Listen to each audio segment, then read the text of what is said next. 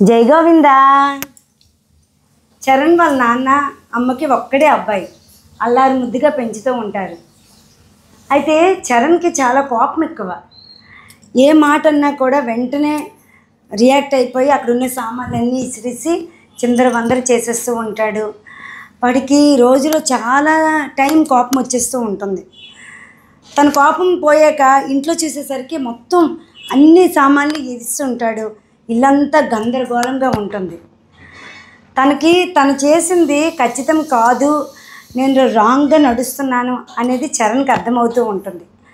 ఒకసారి చరణ్ వాళ్ళ నాన్న దగ్గరికి వెళ్ళి, నాన్న మీరు ఏదైనా చిన్న మాట అన్నా నేను ఓవర్గా రియాక్ట్ అయిపోతున్నాను, నాకు చాలా ఉద్రేకం కోపం ఎక్కువవుతూ ఉంది, దాని మీద నేను ఇంట్లో ఉన్న సామాన్లన్నీ కూడా నా విచక్షణ అనేది కోల్పోయి అన్నీ విడిచేస్తూ ఉన్నాను. విరిగిపోయిన తర్వాత అవి తిరిగి మనం వెనక్కి తీసుకురాలేము. మరి నా కోపం అనేది ఎలా తగ్గించుకోవాలి, నేనేం చేస్తే నా కోపం పోతుంది అని అడుగుతాడు చరణ్. అప్పుడు వాళ్ళ నాన్న నవ్వుతూ, నాన్న నీకు ఒక బోర్డు ఇస్తాను, వుడెన్ బోర్డు ఇస్తాను. నీకు ఎప్పుడైతే కోపం అనిపిస్తూ అన్నీ విసిరేస్తూ నీకు కోపం అనిపిస్తుందో, కోపం వస్తుందో, అప్పుడు ఒక మేక్ అనేది ఆ బోర్డుకి కొడుతూ ఉండు. ఇలా నీకు రోజులో ఎన్నిసార్లు కోపం వస్తే అన్నిసార్లు మేక్తో ఆ బోర్డు మీద కొడుతూ ఉండు అని చెప్పగానే ఓకే అని ఆ తెల్లవారి నుంచి స్టార్ట్ చేశాడు. వాడికి కోపం వచ్చిన సరల్లా కూడా బోర్డు దగ్గరికి వెళ్ళడం, ఒక మేక్ కొట్టడం. అలా ఆ రోజు మొత్తంలో వాడికి 40 సార్లు కోపం వచ్చి అంతగా రియాక్ట్ అయిపోయి ఉంటాడు.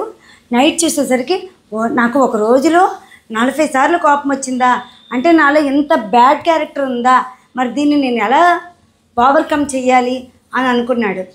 డే బై డే కొంచెం తగ్గించుకుంటూ ఒక నెల రోజులకి ఆ బోర్డు మీద 40 మేకులు ఇలా ఉంటున్న బోర్డు అనేది ఒక నెల రోజులకి 30, ఇంకో నెల రోజులకి 20, ఇంకో నెల రోజులకి 10, ఇంకో నెల రోజులకి 5 ఇలా వస్తూ ఒక 1 ఇయర్లో ఒక్క మేక్ వచ్చింది.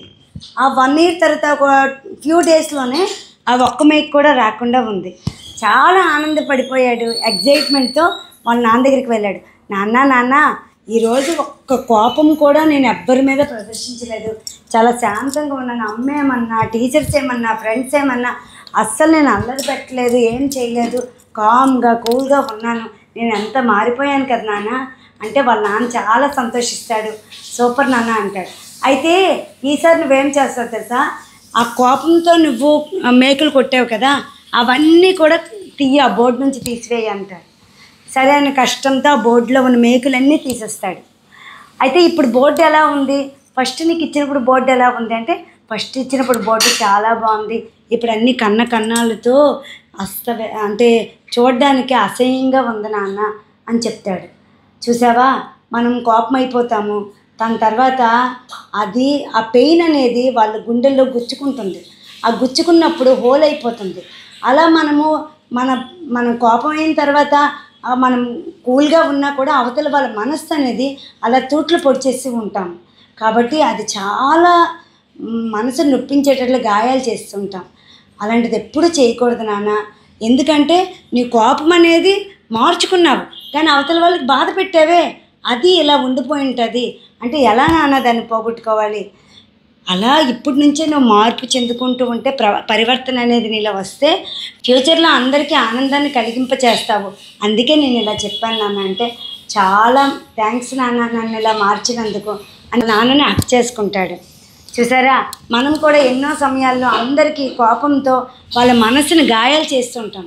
ఆ గాయాలు మనం ఎలా పూడ్చగలం, అది ఫుల్ఫిల్ చేయగలము అంటే మనం రోజులో మన మాటలో, మన పనిలో, మన తీరులో మార్పుని చేసుకుంటూ ఉండాలి.